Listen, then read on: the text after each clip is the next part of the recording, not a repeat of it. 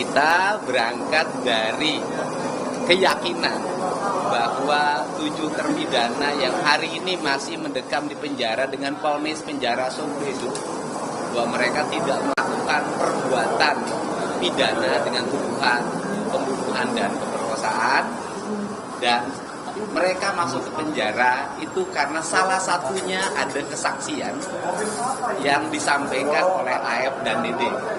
Nah, kesaksian AF dan Dede inilah yang membuat mereka masuk penjara, sehingga hari ini kami, ini sama teman-teman kuasa hukum Feradi dan kemudian dari keluarga terpidana datang ke Mabes Polri untuk kembali menguji kesaksian AF dan Dede itu, apakah kesaksiannya benar atau palsu. Untuk itu ini adalah bagian dari cara kita membebaskan 7 terpidana yang hari ini masih mendekam di penjara setelah Peggy Setiawan terbebas melalui putusan pra-peradilan di Pengadilan Negeri Bandung.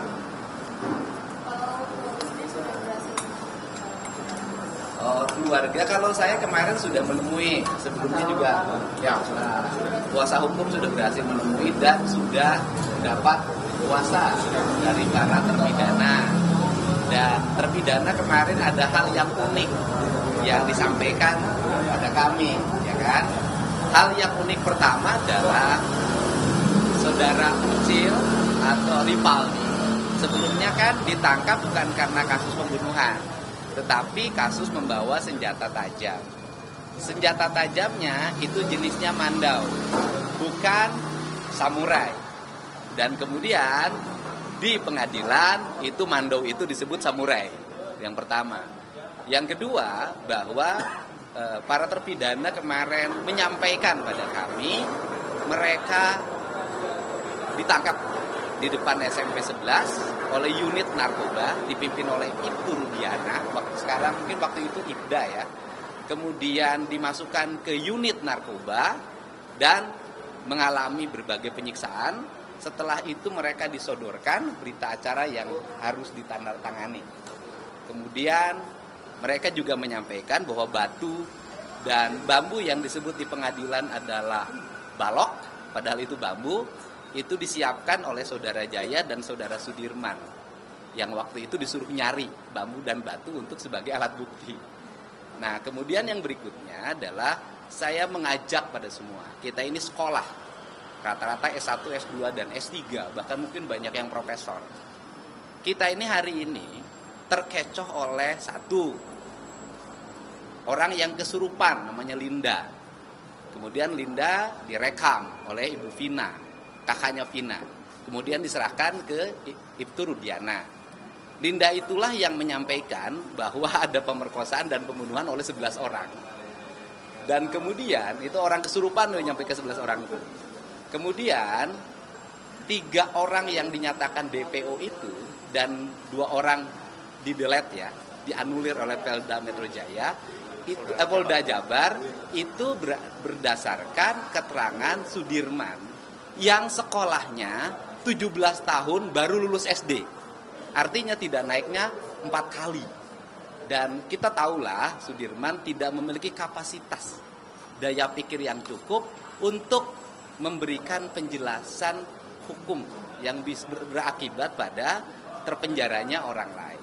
Dan Sudirman, saya yakin kalau ditanya hari ini beda lagi. Ini yang terjadi. Iya, sudah inkrah kan memang proses hukumnya sudah dijalani. Saya katakan hukum formalnya kan sudah inkrah.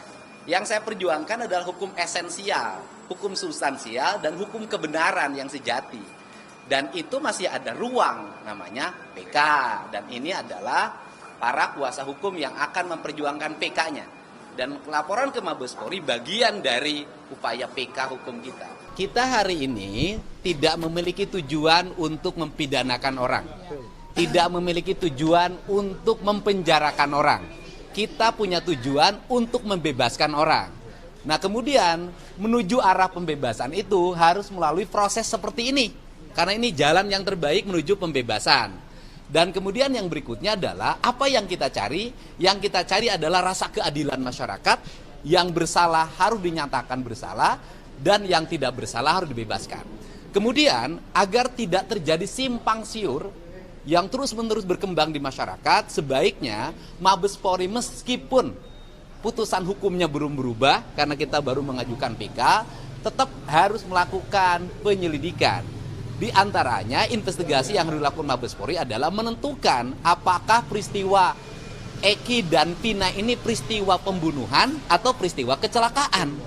Nah, ini yang harus segera dilakukan oleh Mabes Polri. Saya pikir Mabes Polri memiliki kemampuan menganalisis peristiwa ini secara baik. Karena apa?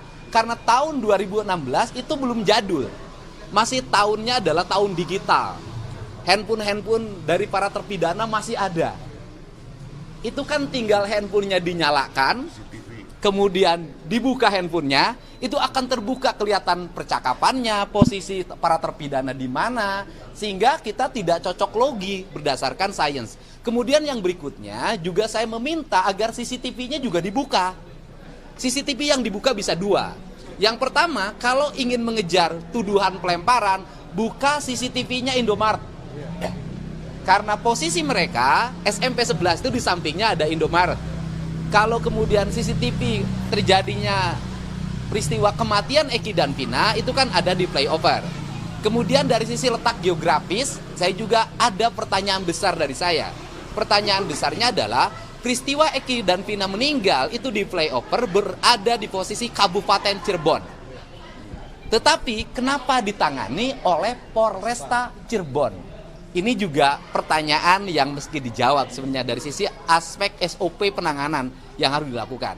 Itu saja pernyataan dari kami. Semoga pelaporan ini adalah pelaporan yang akan segera ditindaklanjuti. Dan hari ini Bareskrim Mabes Polri menjawab keraguan publik. Apakah Pak Rudiana bisa dilaporkan? Apakah pelaporannya akan diterima? Apakah akan diproses? Dan ternyata Bareskrim Mabes Polri menerima dan akan memproses. Untuk itu saya mengucapkan terima kasih pada Pak Kapolri, kepada Pak Kabareskrim atas upayanya membuka kasus ini seluas-luasnya agar masyarakat kita bisa mendapatkan keadilan yang terbuka. Amin. Ya. Kita hari ini tidak ngomongin tes DNA. Ini kan karena nanti merancui pelaporan di Bareskrim. Jadi fokus hari ini adalah fokus melaporkan Pak Rudiana ke Mabes Polri. Dalam bahasa sederhananya, ya kan, kau yang berjanji, kau yang mengingkari.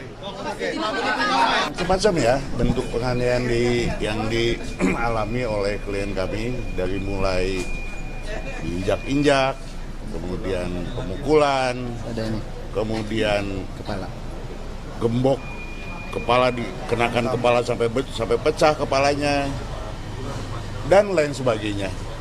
Ya itulah yang menurut saya hari gini masih ada hal seperti itu gitu ya. Tapi kita lihat nanti, kita uji aja nanti oleh penyidik apakah laporan kami ini bisa dipertanggungjawabkan atau tidak. Ya tadi juga ada yang bilang bahwa ini terpidana ini suruh minum air kencing segala kan ini hal-hal yang sebetulnya udah di luar kemanusiaan lah ya. Jadi saya pikir laporan ini baru dugaan. Ya kami minta untuk penyidik atau untuk Polri untuk membedah ini semuanya. Karena masalah ini tentu dengan rangkaian laporan yang kami lakukan, itu semua akan menjadi novum buat kami. Jadi di sini nggak ada unsur balas dendam, tapi kita mendudukan sesuatu sesuai dengan porsinya. Baik, yang jelas, yang pertama terkait dengan kegiatan hari ini, kami tentunya menyambut baik rakorwas yang dilaksanakan oleh Kompolnas dan Polri, dan ini menjadi komitmen kami juga Polri bahwa yang namanya transformasi digital ini menjadi kebutuhan, dan tentunya Polri sebagai organisasi yang kami tidak ingin menjadi organisasi yang stagnan, sehingga kami membuka ruang dan kami tidak anti kritik untuk mewujudkan Polri yang modern sesuai dengan apa yang menjadi harapan masyarakat. Dan saya kira kita bekerja sama dengan Kompolnas khususnya selaku pengawas eksternal, dan juga tidak hanya itu, seluruh stakeholder terkait yang memiliki kewenangan untuk mengawasi dan memberikan masukan Polri, tentunya kami buka ruang sebesar-besarnya untuk memberikan masukan, termasuk juga masyarakat. Karena saya kira saat ini fenomena masyarakat menjadi bagian dari citizen journalism. Saya kira ini menjadi fenomena baru yang tentunya membuat Polri harus bisa beradaptasi dengan cepat terkait dengan beberapa pertanyaan kasus yang ada yang saat ini sedang berjalan. Tentunya Polri menindaklanjuti. Beberapa waktu yang lalu ada laporan di Barreskrim terkait dengan proses perjalanan yang di Jawa Barat, dan saat ini pendalaman sedang kita lakukan. Propam kita turunkan, Irwasum kita turunkan untuk melakukan pendalaman terkait dengan peristiwa yang ada. Walaupun sudah terjadi 8 tahun yang lalu ya, 2016, namun tentunya kami memiliki kewajiban untuk melakukan pendalaman, sehingga kemudian pada saatnya setelah semuanya lengkap kita akan sampaikan kepada masyarakat secara transparan tentang fakta-fakta yang kita temukan. Mungkin itu. Terima kasih. Terima kasih ya. Di antara banyak sumber informasi, kami layak dipercaya. Karena kami menggali lebih dalam, berpihak pada kebenaran, berpegang pada data dan fakta, agar layak Anda jadikan referensi. Kompas TV, independen, terpercaya.